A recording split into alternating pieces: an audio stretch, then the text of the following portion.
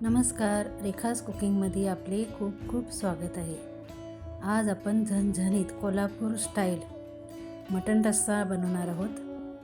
तो कसा करायचा आहे तो तुम्ही व्हिडिओ पूर्ण बघा, म्हणजे तुम्हाला कळेल.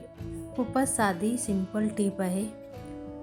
तुम्ही व्हिडिओ बघितला की तुम्हाला सर्व कसं वापरायचे, काय करायचे ते कळेल. तर सर्वप्रथम आपण कांदा भाजायला घेऊया. 2 कांदे घेतलेले उभे चिरून. कांदा छान व्यवस्थित कलर चेंज होईपर्यंत आपल्याला भाजायचा आहे. तर कांदा आता आपण ब्राऊन होईपर्यंत बघू शकता, छान असा कलर बदलला आहे. त्यातच अर्धी वाटी खोबरं आहे, त्याला बारीक चिरून घेतलेलं आहे. किसून घेतलं तरी चालतं.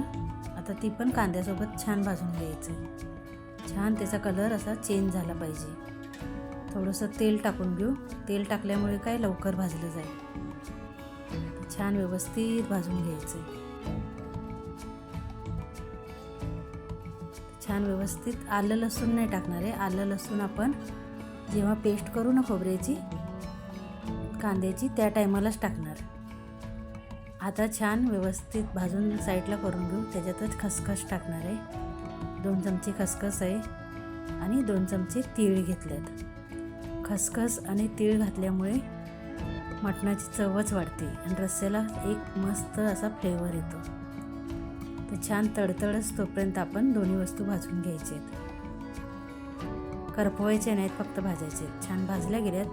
आता खडे मसाले आहेत ना, ते टाकून घेऊ. मोठी वेलची, हिरवी वेलची, दालचिनी, काळी मिरी, लवंग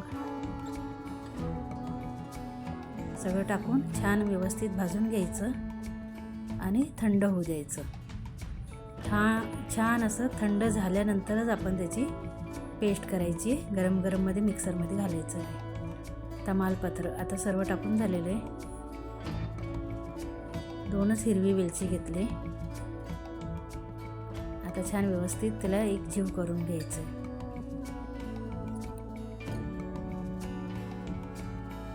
छान व्यवस्थित भाजून घेतले. तर व्यवस्थित पहिलं थंड होऊ द्यायचं. थंड झालं की नंतर आपण त्याची पेस्ट करून घ्यायची.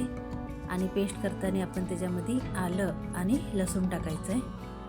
आता भाजणार नाही. तर छान भाजून झाले, थंड करायला ठेवूया. तर अशी पेस्ट तुम्ही जास्त पण करून ठेवली का नाही, आणि पेस्ट झाल्यानंतर छान तेलात भाजून घ्यायची.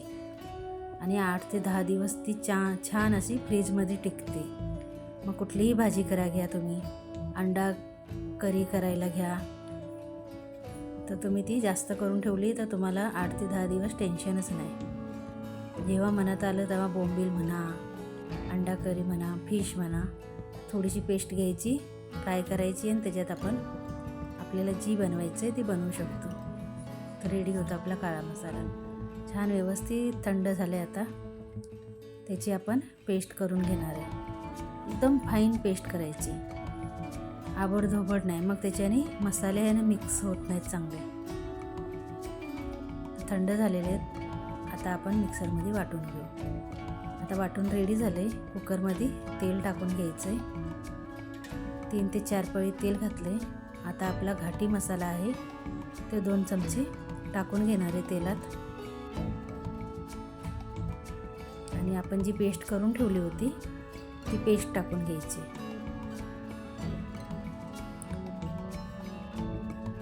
सर्व पेस्ट टाकून घेणार आहे आणि व्यवस्थित मिक्स करून घ्यायची. आता काय होतं आहे, थोडं पाणी असल्यामुळं ती उडतं, अंगावर उडू नये म्हणून त्याच्यावर आपण झाकण ठेवायचं.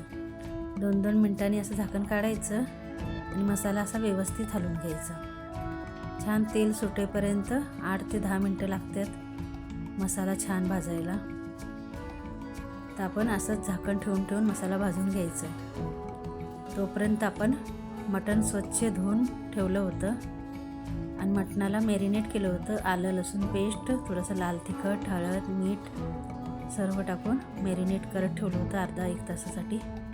म्हणजे छान मटण मुरतं, त्यात मसाले आत जातात चांगले. आता ती आपल्या भाजलेल्या ग्रेव्हीमध्ये टाकून घेऊ. आता छान व्यवस्थित भाजून घ्यायचं. 4 ते 5 मिनटं आपण मटण असंच भाजून घेणार आहे आधी, नंतरच त्याच्यात पाणी टाकायचं आहे. तर आपण साईडला पाणीसुद्धा गरम करायला ठेवलेलं आहे. गरम पाण्याचाच वापर करायचा म्हणजे डांढरत नाही मटण, लवकर शिजतं. तर छान असं आपण परतून घेतलेलं आहे. जेवढं छान परतणार तेवढं स्वाद वाढतो. तर 3 ते 4 मिनटं आपण असंच परतून घेतलं आहे, छान तेल सुटेपर्यंत. तर मटणाला तेल सुटलं आहे, मटणाचा कलरसुद्धा थोडासा चेंज झालेला आहे. आता आपण ह्या टायमाला त्यात पाणी टाकून घ्यायचं आहे. पाणी गरम करून ठेवले तेच पाणी टाकणार आहे, थंडगार पाणी टाकायचं नाही. थोडंसं मीठ टाकून घेऊ. असं तर आपण मसाला वाटताना त्याच्यात मीठ टाकलंच होतं, पण थोडंसं चवीसाठी. आता गरम केलेलं पाणी टाकून घेऊ. ज्या हिशोबाने आपल्याला मटणाची ग्रेव्ही पाहिजे, पातळ घट्ट, त्या हिशोबाने पाणी टाकून घेणार आहे. छान व्यवस्थित एकदा मिक्स करून घेऊ आणि बारीक चिरलेली कोथिंबीर टाकून घेणार आहे. आणि कुकरला 3 शिट्या करायच्या आहेत फक्त. 4थी शिटी होत असताना बंद करून टाकायचा गॅस. आणि थंड झाल्यावर आता आपण एका बाउलमध्ये काढून घेऊ. 3 शिटीमध्येच आपलं मटण छान असं गळलं आहे, कारण आपण गरम पाण्याचा वापर केला होता ना, म्हणून. तर छान असं झणझणीत आपलं कोल्हापुरी मटण रेडी झालेलं आहे. तर कसं वाटलं तुम्ही रेसिपीमध्ये सांगायला विसरू नका. आणि काय कमी असेल रेसिपीमध्ये ती कमेंटमध्ये सांगू शकता, म्हणजे पुढच्या वेळी तुमच्या हिशोबाने बनवून दाखवेन. तर व्हिडिओ आवडला तर व्हिडिओला लाईक, शेअर, सबस्क्राईब करायला विसरू नका.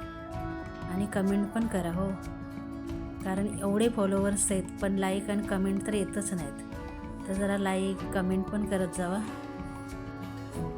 तर व्हिडिओ आवडल्यास व्हिडिओला लाईक कमेंट्स करायला विसरू नका. धन्यवाद.